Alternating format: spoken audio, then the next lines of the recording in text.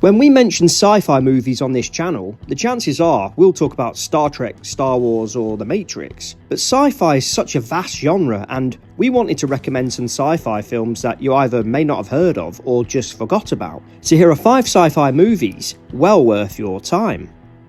In at number 5 is a sci-fi horror and sort of modern western, and you know I like those, about a brother and sister who set out to capture footage of a real UFO that hides within the clouds over their ranch.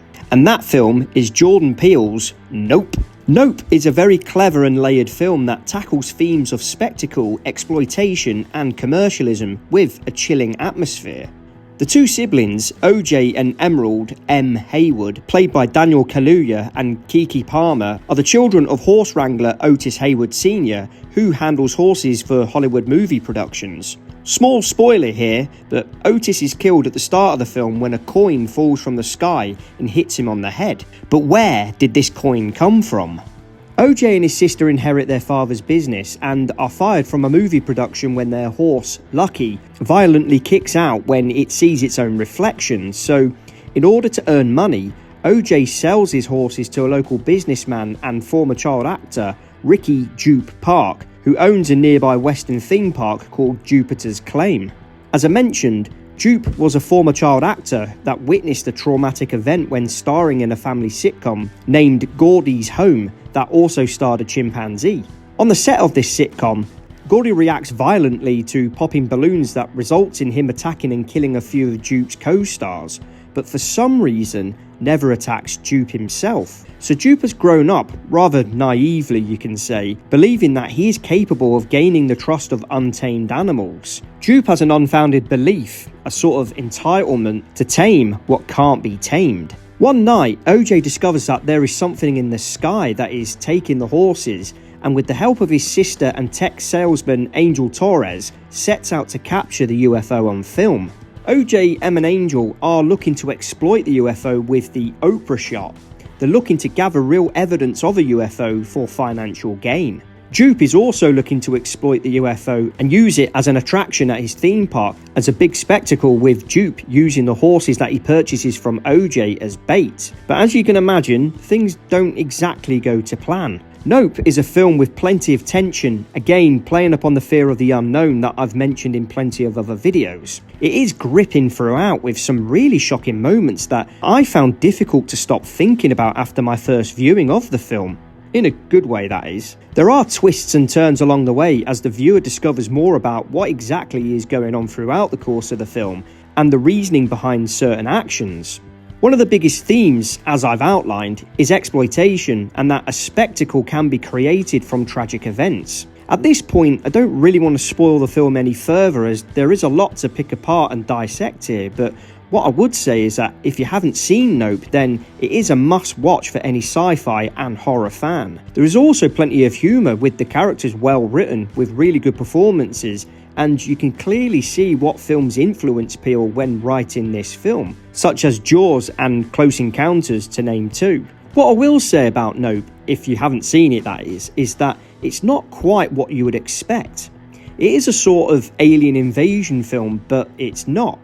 It dives into the unknown, but not in a direction that you would expect. With every question that gets asked, 2 or 3 more are born out of the answers. It is a very intriguing film and one that will keep you thinking for some time after viewing, which is why Nope is a sci-fi film well worth your time. In at number 4 is a film that I stumbled across on Amazon Prime and I highly enjoyed it. Set in 1950s New Mexico about a switchboard operator who picks up an unworldly signal.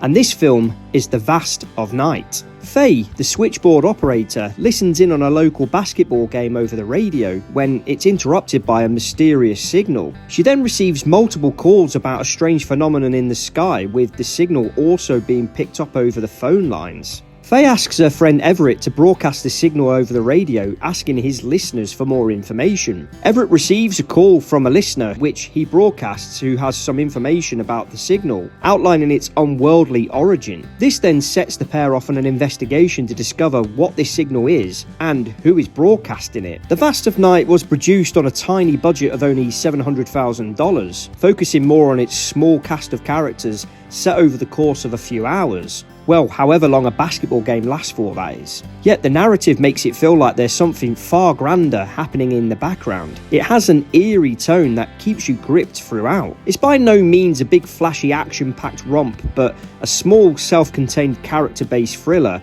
that is quaint yet intriguing. And the characters feel real and relatable, which is shown with the way they interact and chat with one another. It's certainly a dialogue-heavy film, but this works to the film's advantage. As the main two characters delve deeper into the mystery, you are left questioning what is true and what is false, almost as though the viewer is part of the investigation. Even Everett comments that the signal could be from the Russians, further adding an alternate mindset during a time of tension between the US and the USSR. After all, in the 1950s, aliens weren't a massive part of pop culture yet. As Faye picks up calls about the phenomena, this signifies that crazy things are happening elsewhere, yet we stay with Faye on her own in the switch room. This is one of those films that, by the end, you need to have some time just to digest it all, warranting a second viewing. The performances are really good, and the direction from first-time director Andrew Patterson makes it look like it has a far bigger budget. The music is also great, with the sound design that is so important to the film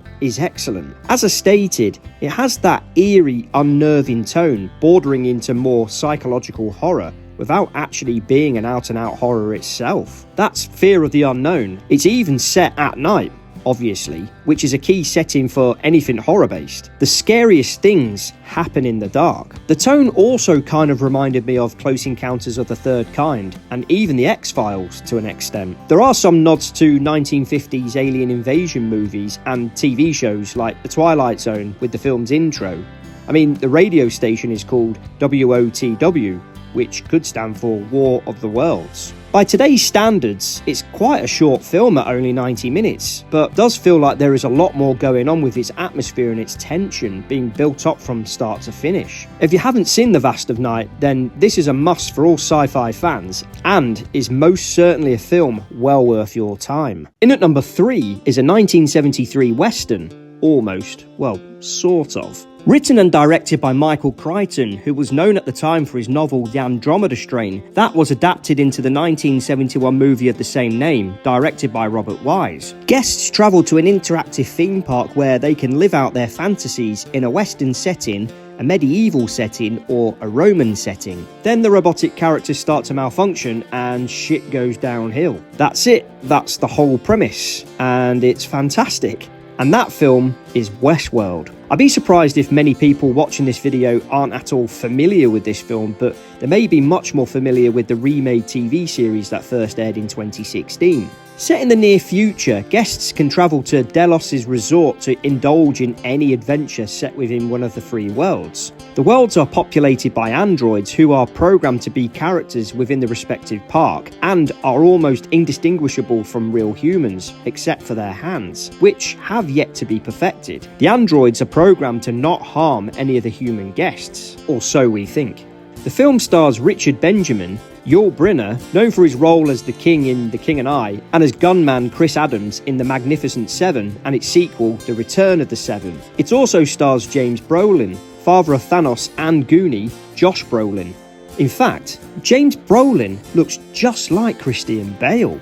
If you stumble across this film whilst channel surfing, if that's even a thing anymore, and you knew nothing about this film, you might even think that this was indeed Christian Bale.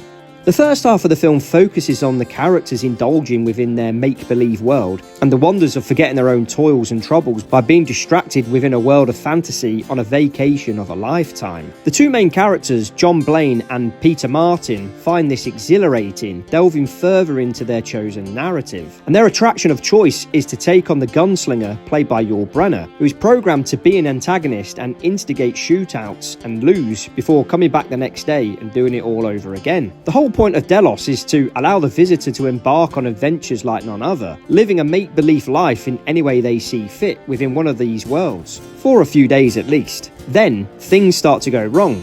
The androids begin to malfunction, resulting in a guest in medieval world being killed in a duel against an android, with the problems spreading to the other worlds. The androids begin to run amok.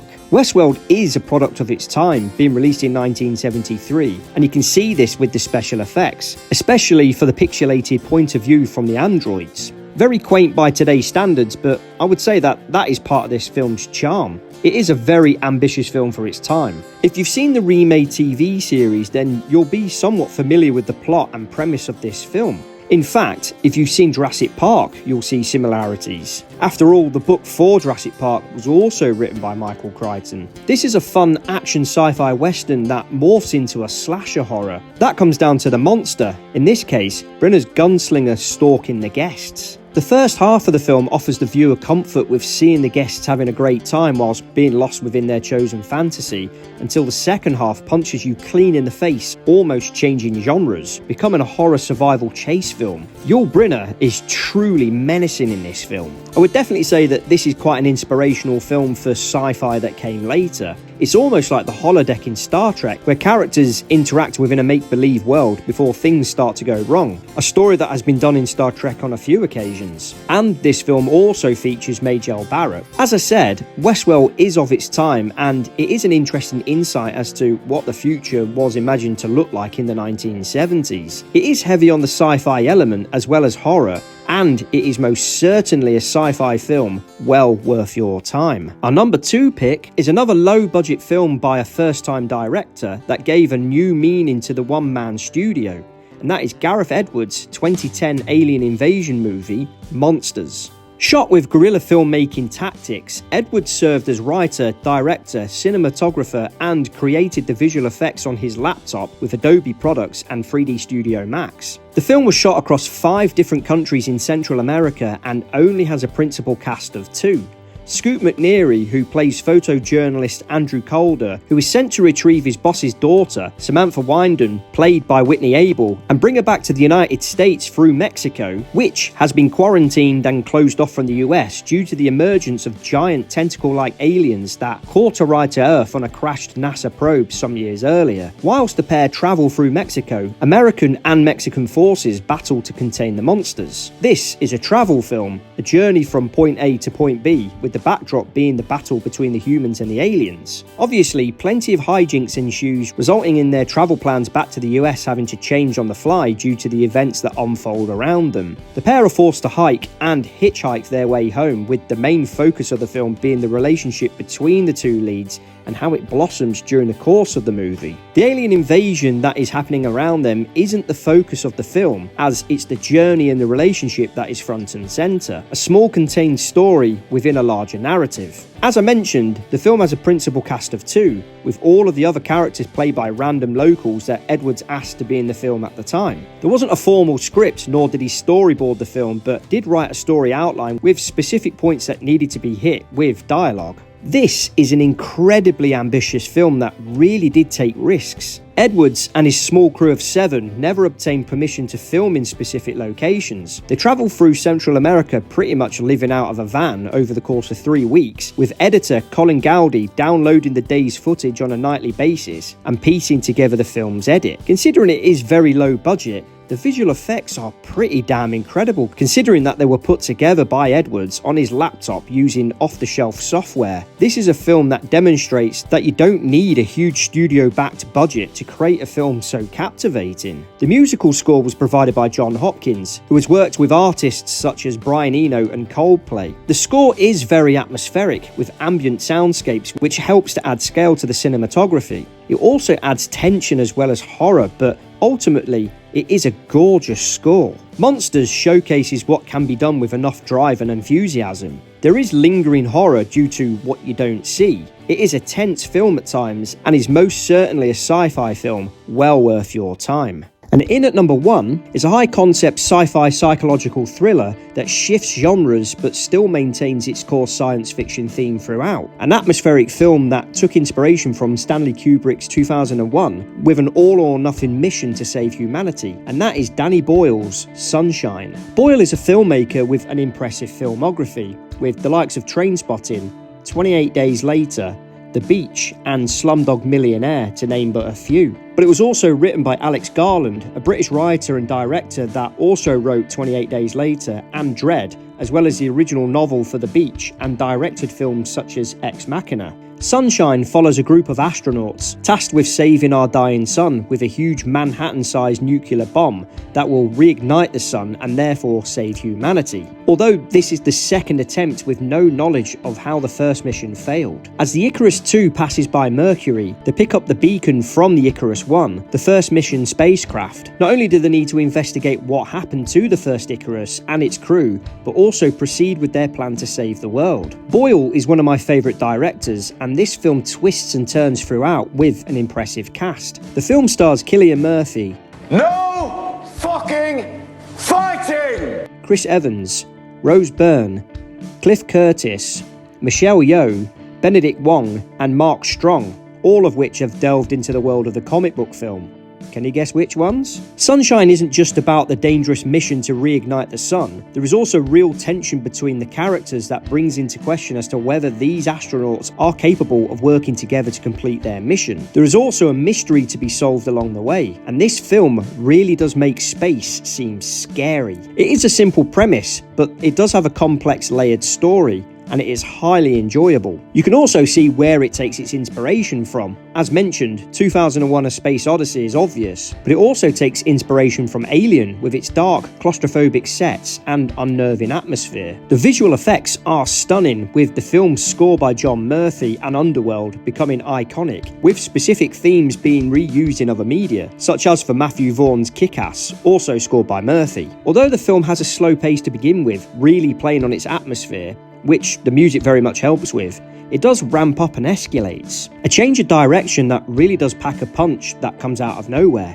whether you're a fan of the outcome or not. And the stakes in this film are incredibly high. The highest they can be, because if they fail, everything dies and there's no escape. This is an all or nothing mission to save everything. Sunshine is a stunningly beautiful film that engrosses you within its narrative. It reminds us that we, the human race, is somewhat in control of our destiny to a point, but ultimately, at some point, everything will end, as this is the natural course of things. The sun is one of the main sources of what brings life, yet ultimately will be the one thing that will most certainly bring death at some point in the distant future. A very hard-hitting message. This film certainly is thought-provoking. It is bleak, yet has a glimmer of hope. It's certainly a gripping film, and despite its slow pace in the first two acts, it certainly is no slog. The science is also on point, with even Professor Brian Cox, no, not that one, Fuck off, serving as a scientific advisor on the film. This is high-concept science fiction that is most certainly worth your time. So that's our list of sci-fi films. Which science fiction films would you recommend, and what are your thoughts on the films listed in this video? By all means, let us know in the comments. Thank you very much for watching, and don't forget to type the like button, and if you're not subscribed to the channel, to give that button a click as well. I've been Colm from the Critical Cinema Club, and I'll see you in the next video.